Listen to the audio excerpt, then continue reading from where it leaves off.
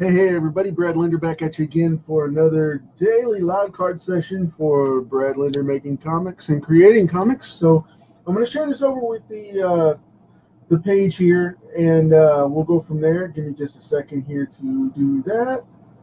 Duplicate, and there we go. Cool and deal. So going to be knocking this one out super fast, but I want to finish it up just to keep things going because of the fact that StormShadow is going to take like no time at all. So there we go. That's what we got going on. So I'm going to grab a very cool E21 for his flesh tone. I'm going to knock this out real fast because this one is not going to have much to it because it's pretty much white. I mean, we're going to gray tone it a little bit, but other than that, I'm not going to mess with it too much because that's pretty much where he's at.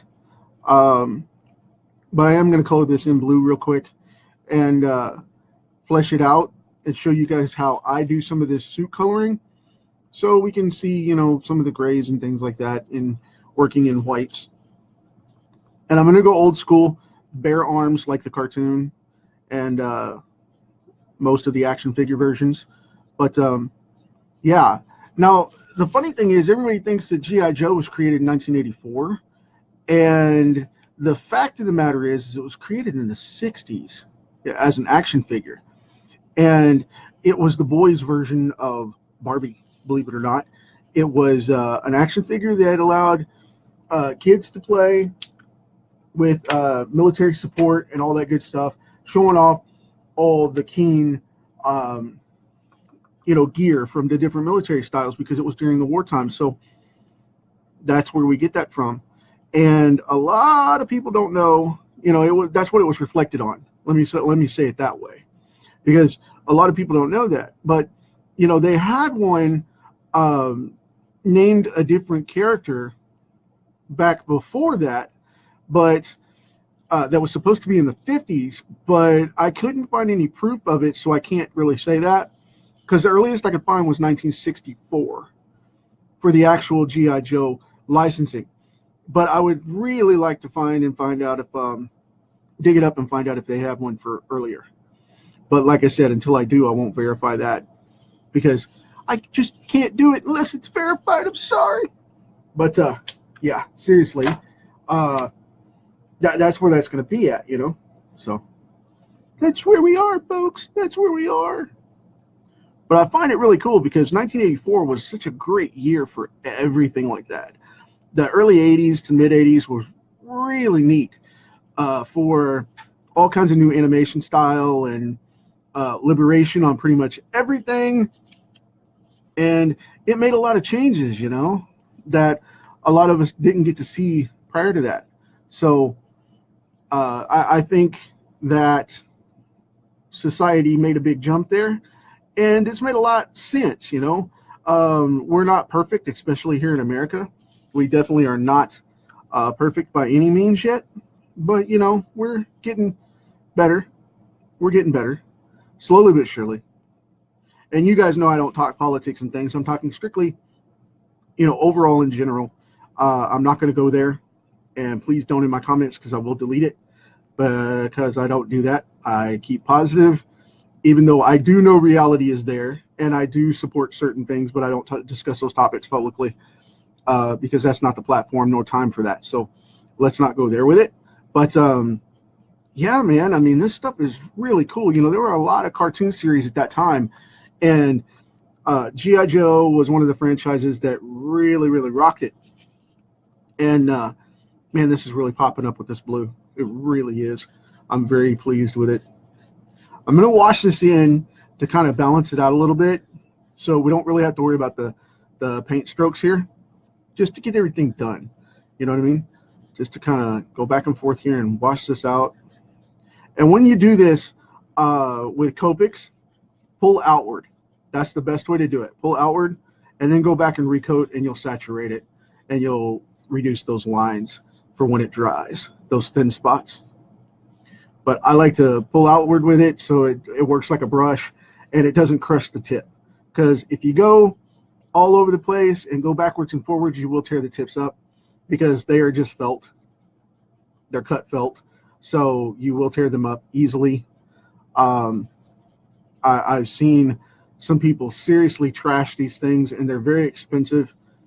The nib replacements aren't that bad. They're like $10 for, I think, a pack of 4 or something like that. But I've gotten them, as affordable as getting a couple bucks on, sales and stuff. I've gotten them for way less than that. But for the current discussion here, I'm not going to go off on that. But it's crazy stuff, man. I see that all the time, where people will go, well, the 80s sucked, man. I'm a 90s kid. And I'm like, okay, cool. I'm glad you made it. Because if it wasn't for the people in the 70s and 80s, you wouldn't be here. But just saying. No, I'm kidding. I'm kidding. I would never do that. That would be rude. But anyway, so all playing aside, though, yeah, man, that was a great decade. That was a great time to be a kid, and that was the last real generation that got cartoons. I mean, the early 90s kids say they got really cool stuff, and I was a teenager in the 90s, and I got that whole thing with no problem. I get it. There were a lot of good shows. The new X-Men cartoon came out, Fantastic Four, the Hulk, all the great comic book cartoons that set the foundation for what we have today, and then the Power Rangers stuff came out and crossed the ocean and whatever, and it came over from the Pacific for the stuff that was over there. I'm just going to go ahead and shade these in. And I mean, I get it. It's really cool, and there's a lot going on. One of my favorite series from the 90s was Boxmaster. And then there was another one called Mummies Alive, which I loved the animation on. Loved it. You can find it on YouTube. Check it out. It was great. And anyway, that's one of those things. Hey, Jackie, glad you made it. Dave, I find it really interesting when people, discuss that kind of stuff. And it's just, really? They say, well, of course, my generation was the best. And I'm not saying that at all. I'm saying every generation has pros and cons. Okay? Every generation has pros and cons. But, there's a big thing going on there where that's, it's in principle. It depends on your raising, your upbringing, and all that good stuff. And, I had a lot of those great cartoons coming up where kids today don't have stuff like that.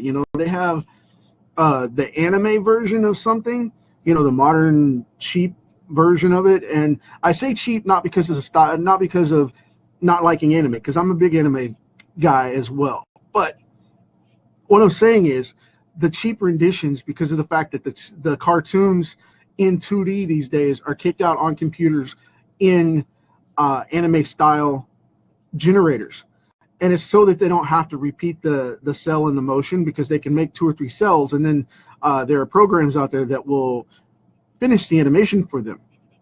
And that's a big part of how they save a lot of budget on the animation that they do, and they end up paying these phenomenal voice actors because of that. But back in the day, man, it was more the voice actors of quality that were able to do more voices, and they would work on multiple cartoons across the board. And I'm not knocking either one. They both have their good, like I said, their pros and cons. But I will say that a lot of the 80s style cartoons are what you're seeing being rehashed today. And same thing of a lot of the 80s cartoons, because they were 60s cartoons rehashed. Because the Marvel cartoons were around in the 60s. A lot of them were. Fantastic Four, Spider-Man, Thor. They didn't do the X-Men because that was racially focused, but and it was a new book at the time. But yeah, I mean, a lot of that was really, really strange in the way that they executed it. So I'm going to grab this for this arm here down here, because I want this to be the arm underneath that fin that comes out. So, but anyway, that's where we're at. I mean, that's the kind of thing we're looking at. I'm going to grab a brown here for his eyes. I'm going to go with a fantastic color, E55, which is light caramel. And I knocked over my bottle. I knocked over my water bottle. But, yeah, that's just, it depends on where you were raised and how you were raised to get that kind of stuff. But the thing is for the majority, the most part, it really is coming out and coming straight at you with rehash this, rehash that. Especially for like the Thundercats, Transformers, G.I. Joe, all these upgrades. But you know, don't criticize one generation because of the others. What I'm saying about the 80s kids is we got to be the last generation that really got original concept cartoons and got to drive them forward with our own incarnations rather than just picking stuff out and going at random with you know, the educational stuff taking over. And we got content to them.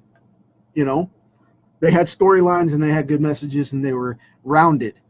Cartoons today are either really, really blunt and short and not action oriented, or they're, you know, in their talking head style, or they're to the point to where you can't get anything out of them other than the lesson itself, you know, or they're action driven and it's so contrasting in the way they pace it, because it goes the opposite direction as well, to where it'll take 30 minutes to tell 2 minutes of story and then it's over. Especially with modern manga, they do that a lot. But you know, check out some of these 80s cartoons and get some nostalgia and get some history going on with this stuff, with these comics and tunes. Because I'll tell you, you may not dig the artwork quite as much as some of the modern stuff, because it has evolved. I admit that. But the thing is, what I'm saying is, if you check out some of these comics from 1984 and get the original storyline and the original content and give it a chance and read the book, I guarantee you'll be hooked. Guarantee you. It'll give you a whole new world and a whole new generation of content to read that you've never seen before, even though it's already passed. So think about that and keep it going on. And when you're doing your artwork, think about that too. You know, bring back that principle and make it about, you know, a good full story, not just making pretty art. So with that one said, we're about done on this one. I told you to be short. I just wanted to keep this one short and sweet for the night and wrap it up. So as always, you guys, I'm sorry I couldn't stay on longer, but I've got some stuff going on with the site that I'm trying to get out tonight. And as always, you know how it is. We got this world for a limited amount of time. It's a great party while we're here, but we got to remember to stock it for the next generation to have something to do too. Talk to you tomorrow.